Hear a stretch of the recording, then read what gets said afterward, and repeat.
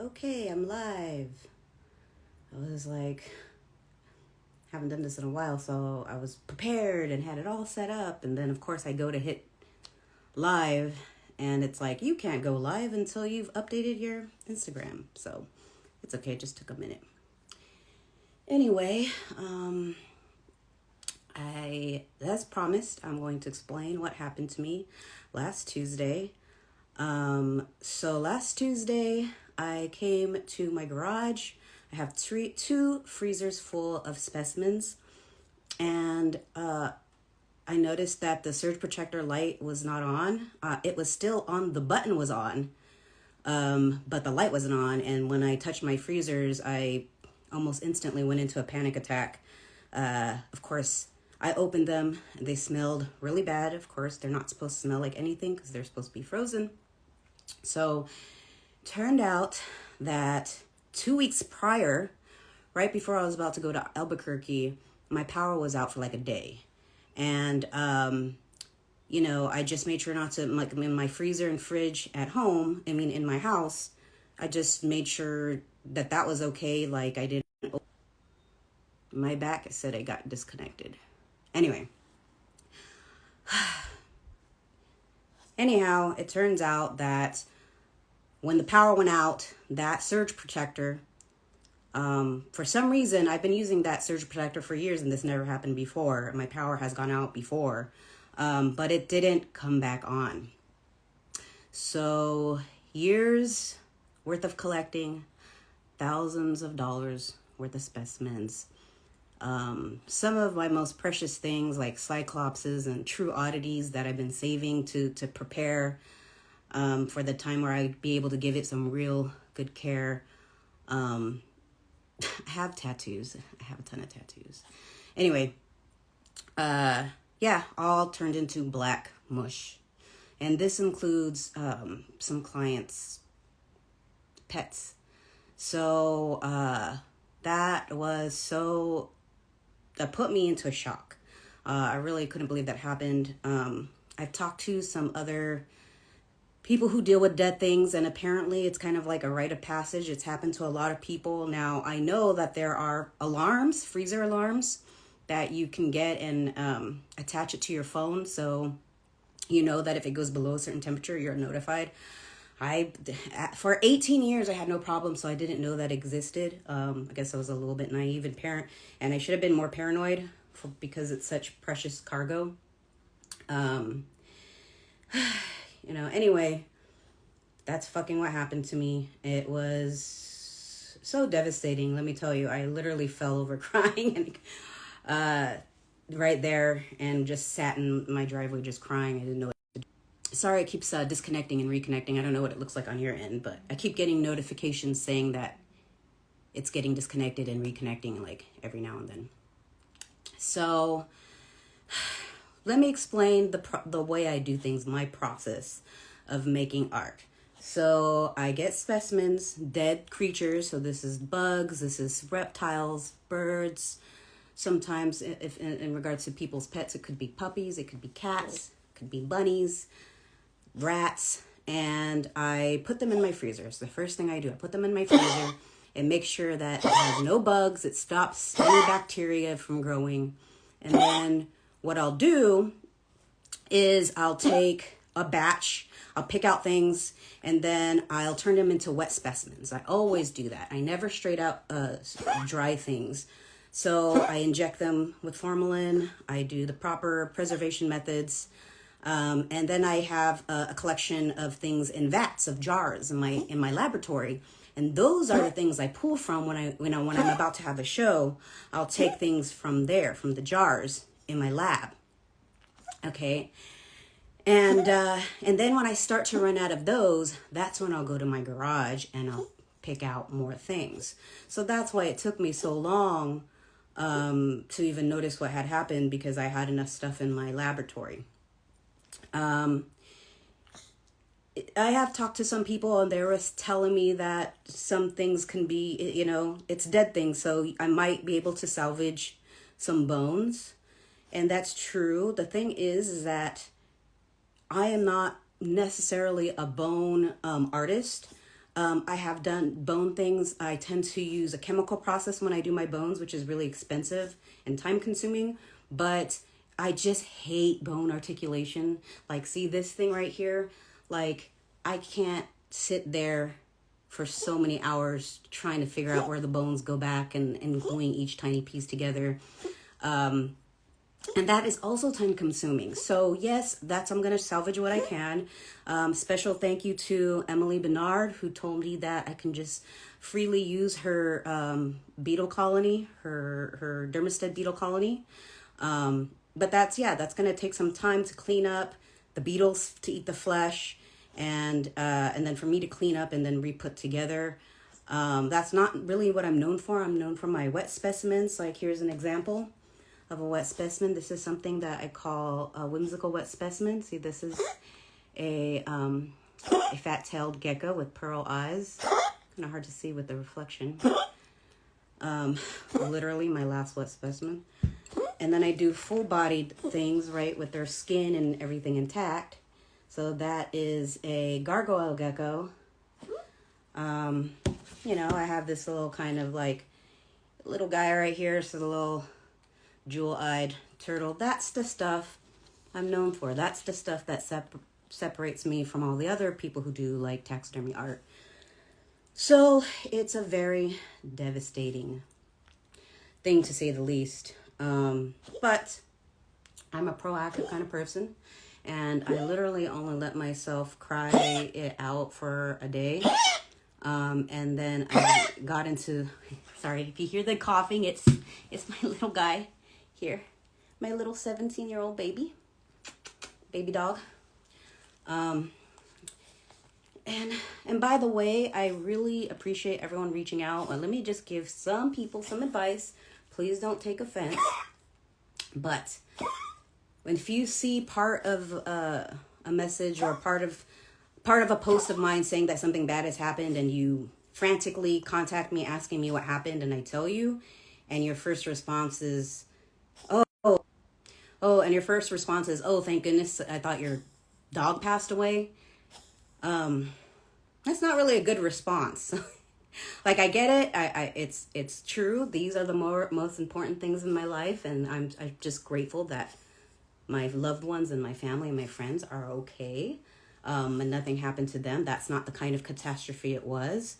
But that just made me feel really paranoid now, like, because my dog is 17, and so I had so many people say that I was not only stressed out about this shit, but fucking worried that my dog was gonna die at any moment because so many people said that. So don't, that's weird. That's like somebody saying their house got robbed, and then people's response being like, oh, thank goodness, I thought your grandma died. That's just super fucking weird. Don't do that.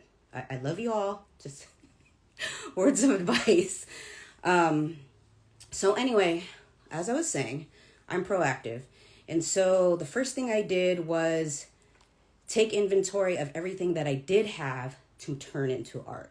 So, that was like 90% of my inventory, right? It's just those two freezers full of things.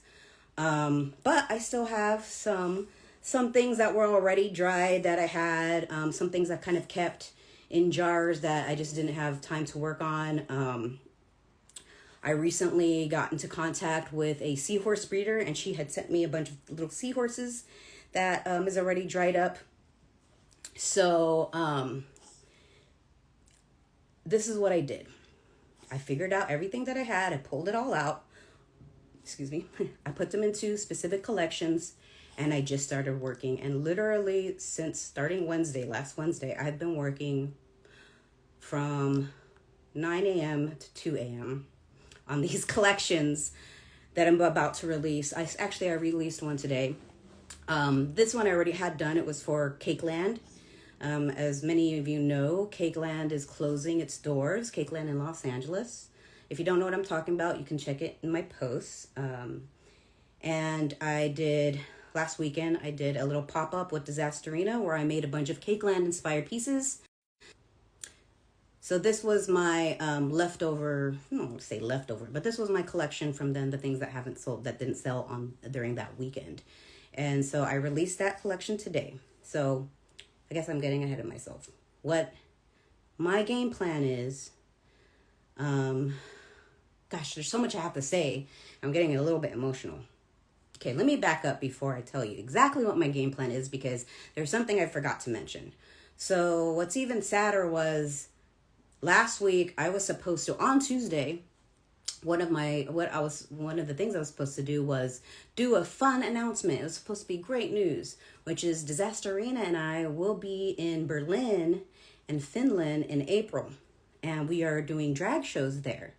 And but the only money we had to do the drag shows from what we were getting paid was enough money for plane tickets.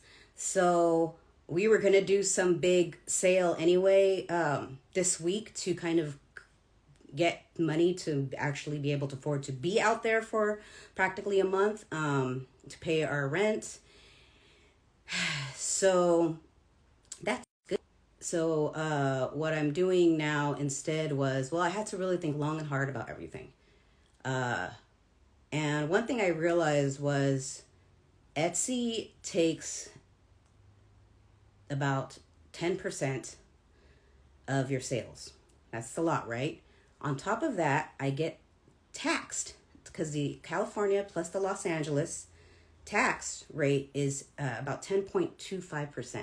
So right off the bat, my Etsy sales are minus 20%. And then Etsy really pressures you to make shipping free and to include that in the price. And so it's kind of hard to do like a blanket, you know,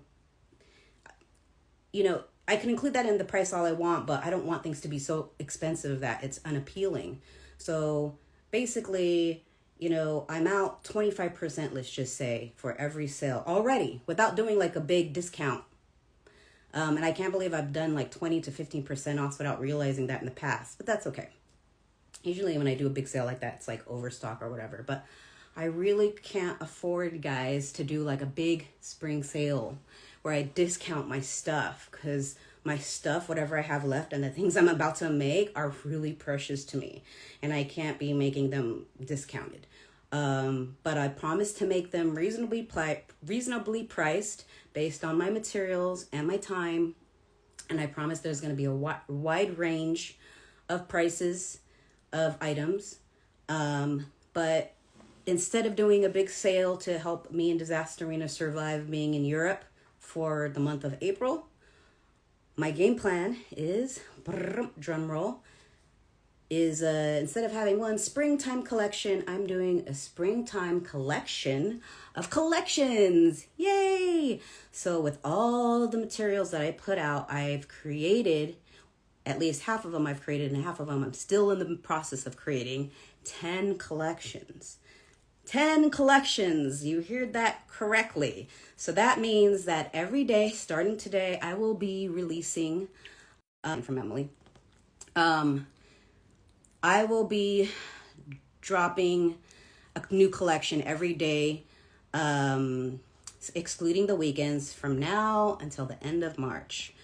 And this is exciting because there are things that people request from me all the time of things I've made in the past that are kind of like pain in the butts to make, but that includes those kind of things. So one thing that people love that I make are like little tiny chameleons, like baby chameleons, baby lizards and stuff in necklaces and rings.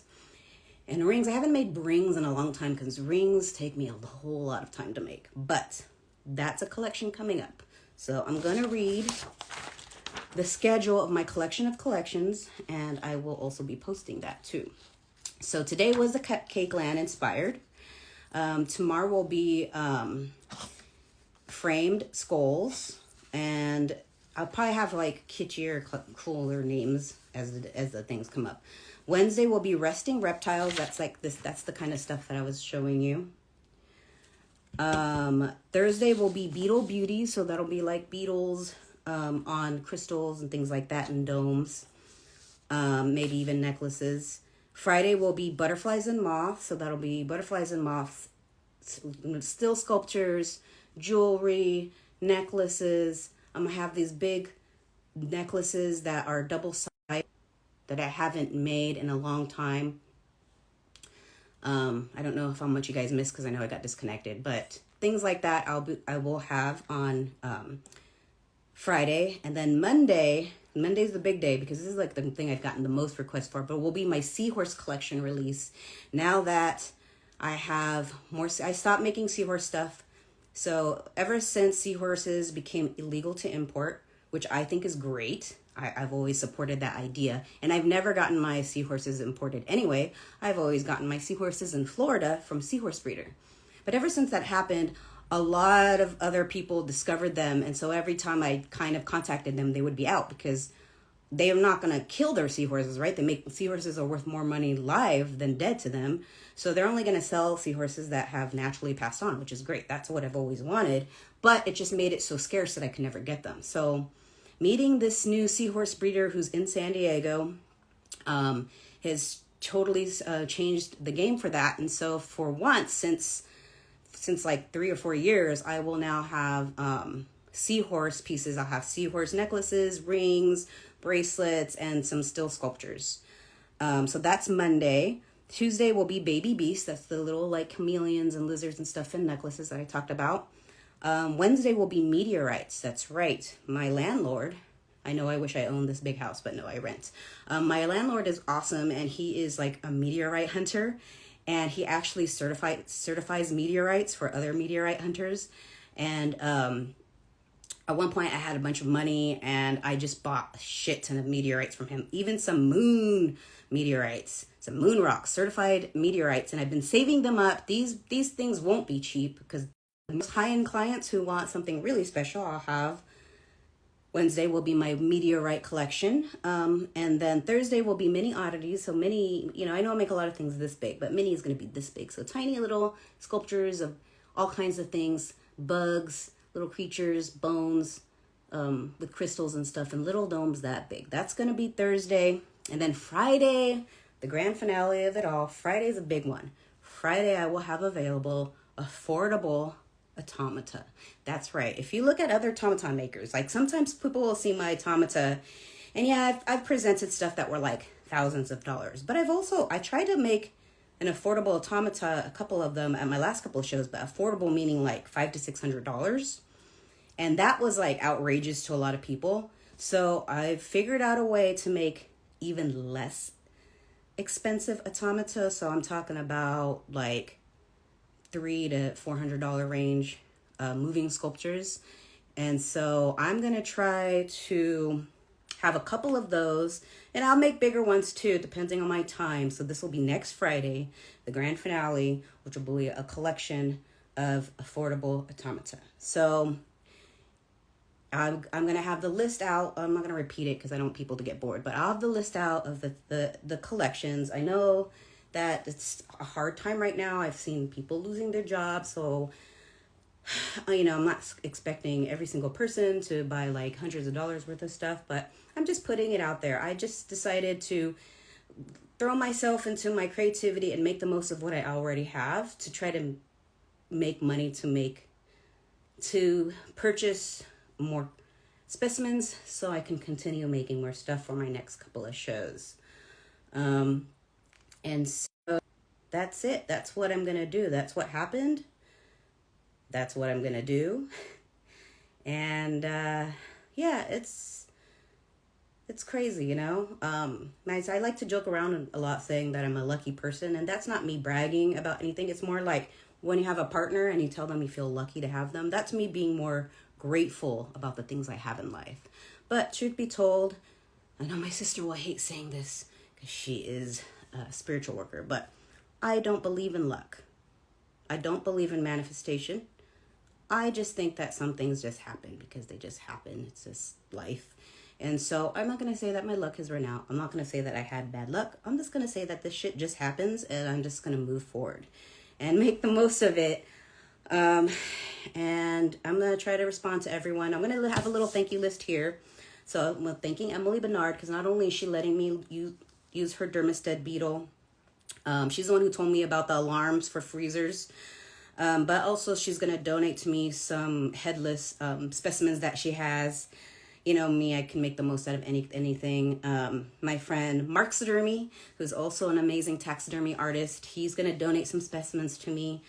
A friend Julian who collects reptiles, that he has a couple of specimens for me, and my friend Summer who has one baby corn snake in her freezer for me. So if you're one of these people who have like a dead creature in your fridge, or I mean not fridge, if it's in your fridge, yeesh, but if you have a dead thing in your freezer that you just found on the ground, or it was an old pet and you don't know what to do with it and you don't mind giving it away, you want to see it turned into art, give it to me. Send it to me. You can totally send frozen things in the mail. I'll pay for the shipping. At this point, I don't have any money at all to buy any new specimens from anyone, not even at a discounted rate. So maybe wait until after the sale and reach out to me if you're like a seller. Oh, there's the release time. Okay, somebody asked me if there's a release time for the items. Pretty much by midnight or before, like by the time I wake up, and basically before I go to bed, I'm going to have all the items in the Etsy store.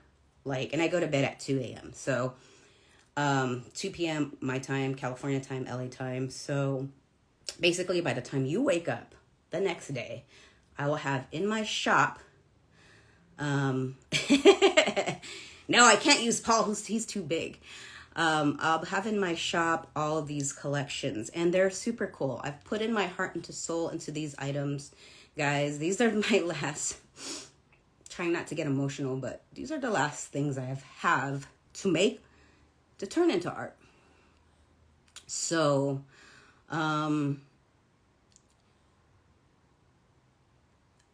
let's stick together and be positive. And also I did want to say there's a lot of people who reached out to me and suggested that I make a GoFundMe or something, and I really appreciate that, but there are more worthy causes for something like that. And so I'm not going to do a GoFundMe, but what I will do is, if I know that some people have just enough of my art, and they have a whole room full of my art, and they don't want to buy.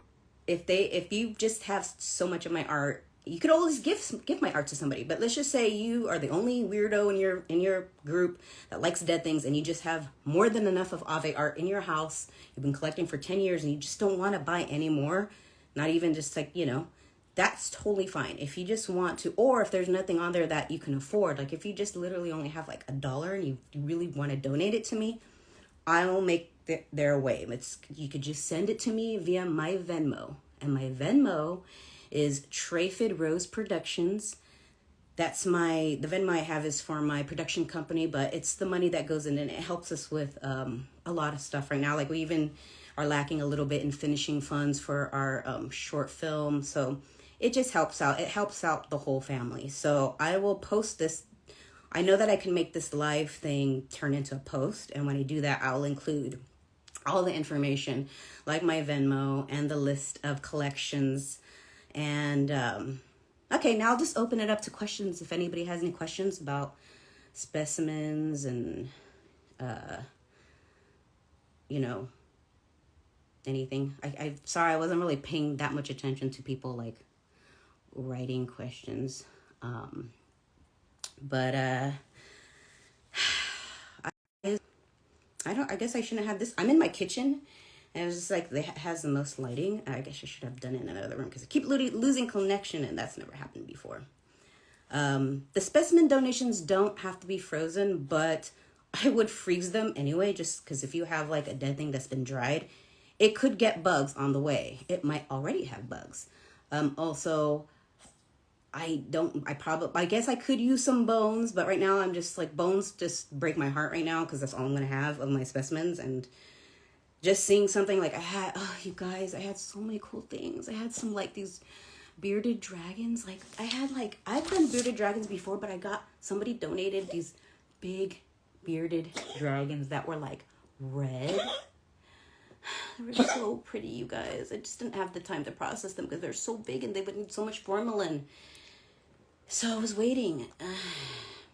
The seahorses are dwarf seahorses.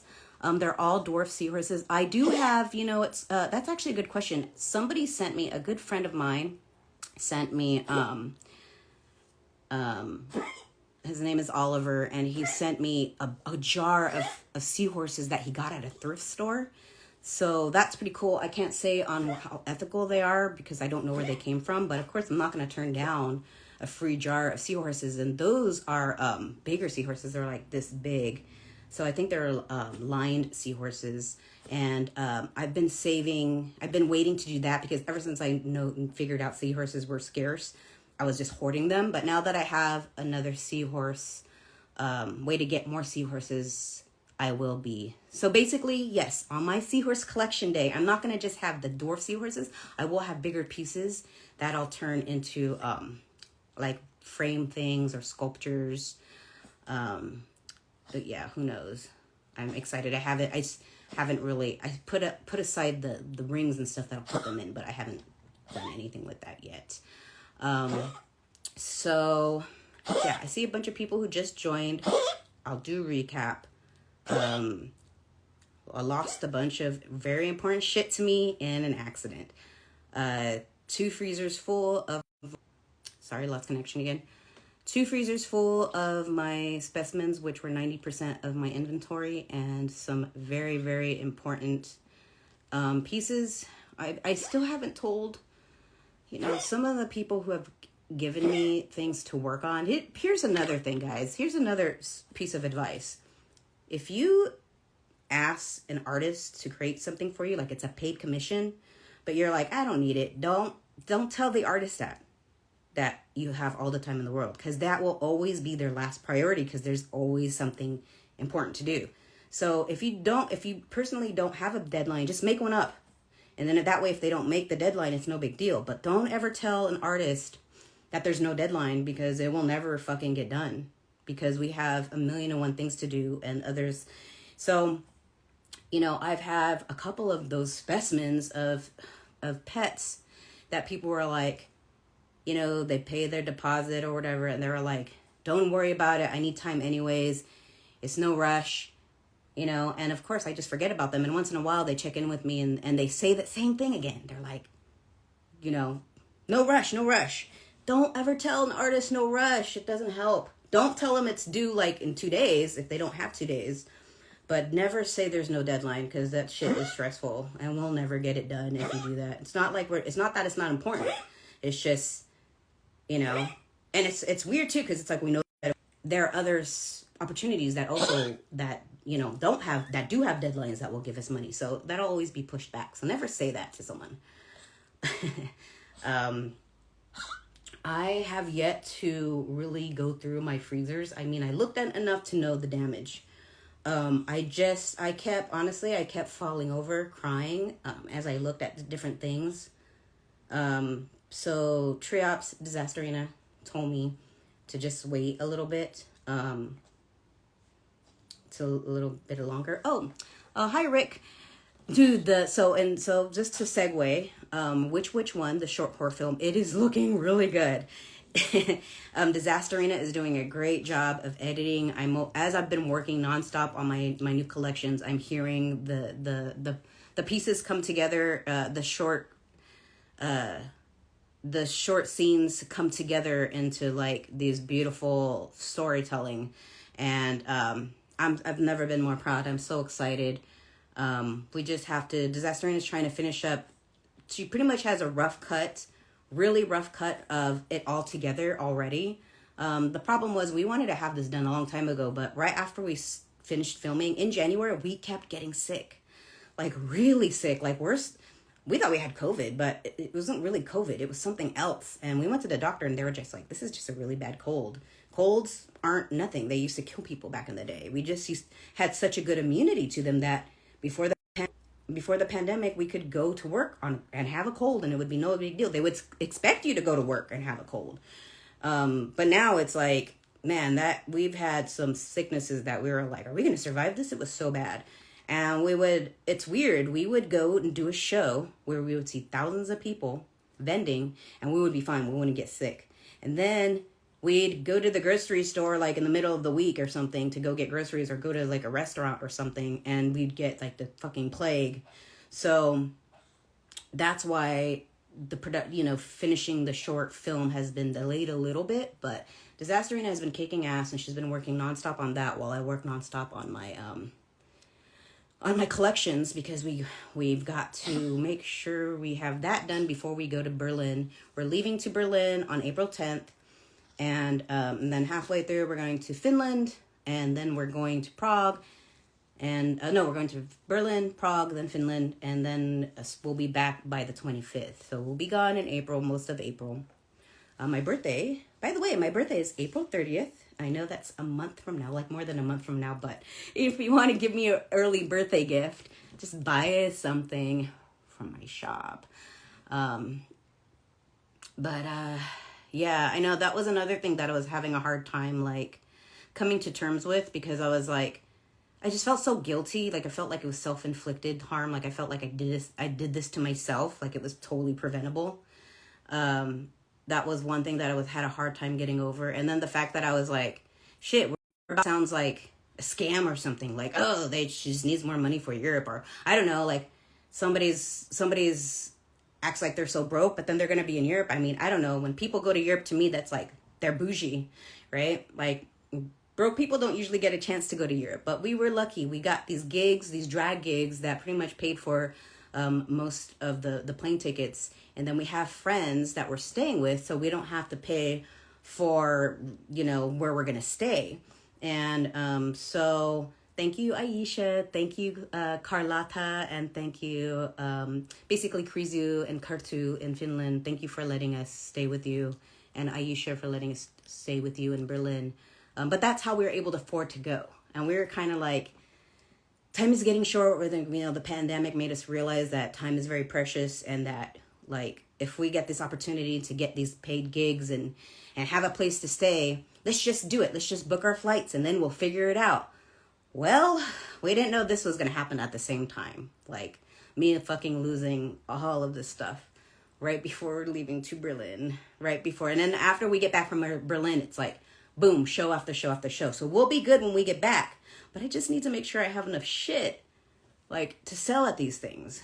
Like, that's another good thing. Me making these collections is, like, let's just say worst comes to worst. It doesn't sell that much. At least I have stuff to sell at these events when I get back. But if I don't sell anything, I don't know how we'll be able to afford to be gone for so long. So we'll see. We'll fucking figure it out. So that's it. That's my story. Can you type your Venmo to make sure we have the correct spelling?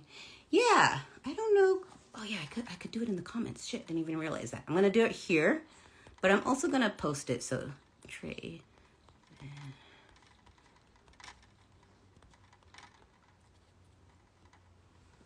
Sorry, I'm just typing this real quick. I can't talk and type at the same time. Oh my god, my dog's falling out of my lap. Okay. Trayfit Productions at gmail.com. There we go. All right, I sent this to somebody. I sent it so you can see it. That's the Venmo. Oh, thanks, Peter, for doing that. I really wanted to get dressed up for you guys. Like, I wanted to do my makeup. I wanted to be cute, have some cute outfit. I just couldn't. It's not just the depression. I feel like I'm getting over the depression. I'm in a different mode now. I'm in survival mode. It's just, I'm tired, guys. I'm a good tired, though. I'm a good tired. I've been making things, having fun, getting excited. While Disaster is editing, I'll be like, check this out. Look at this thing I made. I'm excited. I love what I do, and I feel very fortunate that people pay me to do this. But everyone knows that it's not just art to me. It's not just like, it's more than that. These are tributes to things once living.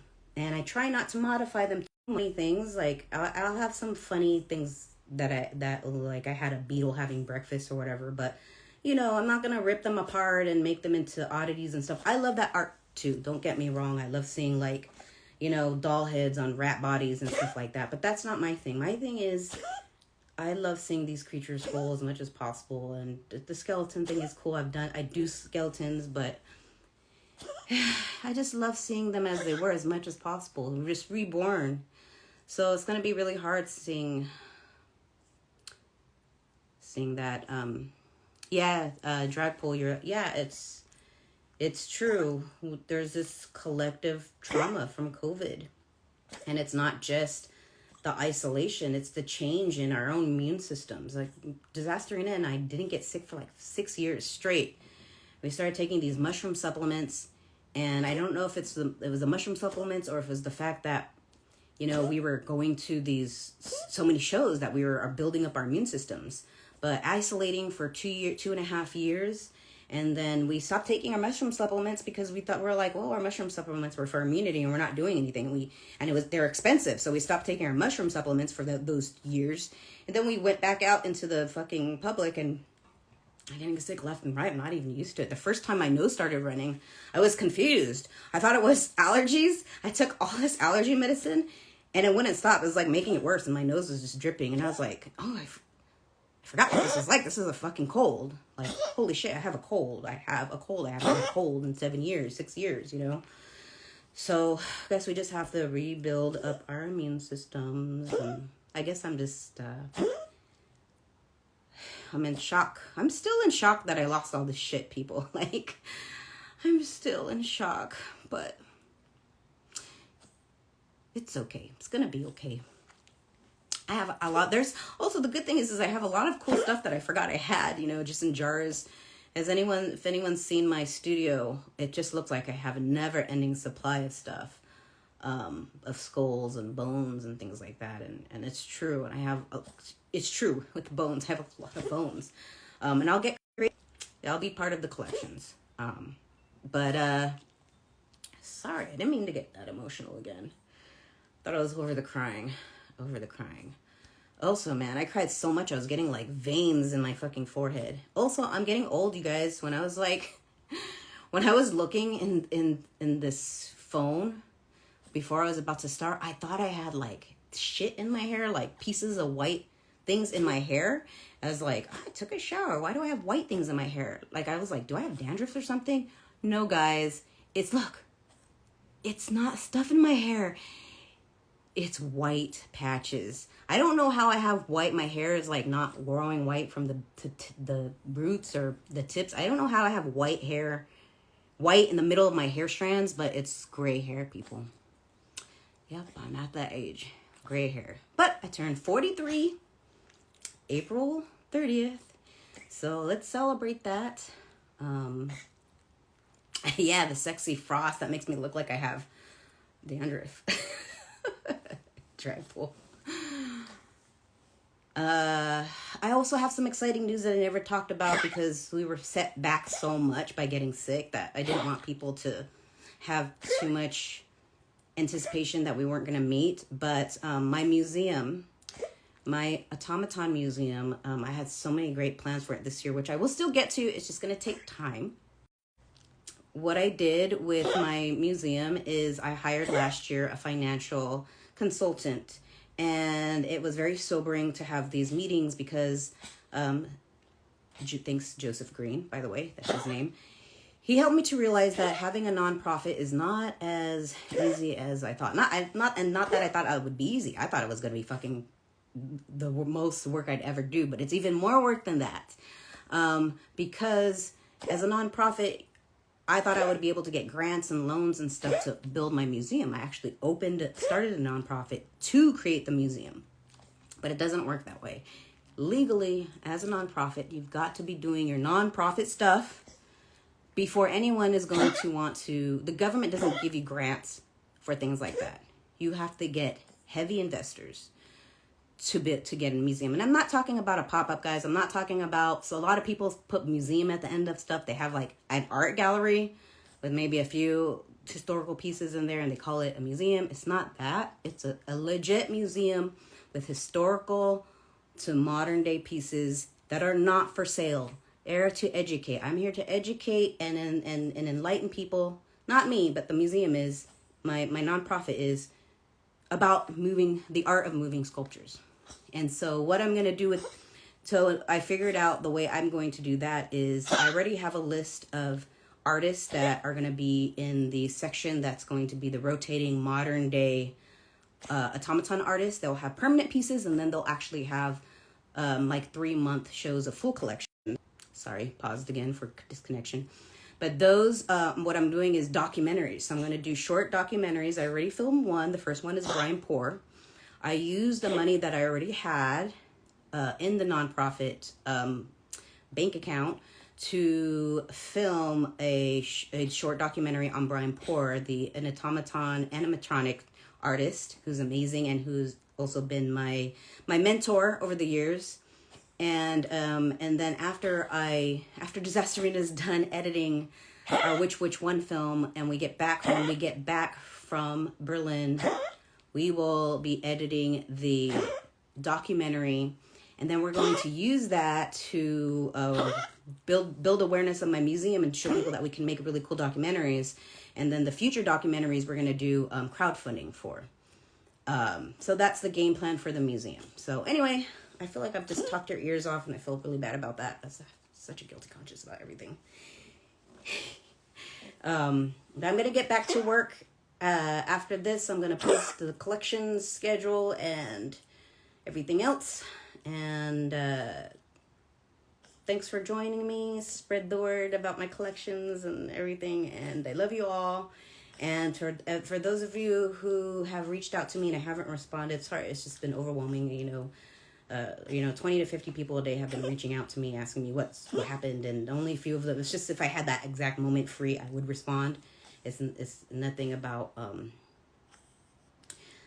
important you are. I don't respond to more important people first. It just happens to be in the spirit. It's in the moment. If I have a moment where my brain cells work, I will respond to you right away. But sometimes that just has to wait, and then time passes. So I will be getting back to everybody. It's just all been so overwhelming. 10 collections, people. 10 collections. That's very, very, ambitious. But it's been my therapy. So it's not something like, well, it's me. I've had to work my fingers to the bones. It's like, this is a way for me to get over this or to work through this. I'm never going to get over it. Trust me. I'm never going to get over it, but I will get through it. Love you all. Thanks for joining me. And here's to endurance. We've all been through so much, and we're going to get through it together with love and enthusiasm for things to come. Bye, Dookie. Say goodbye. Oh, don't fall off my lap.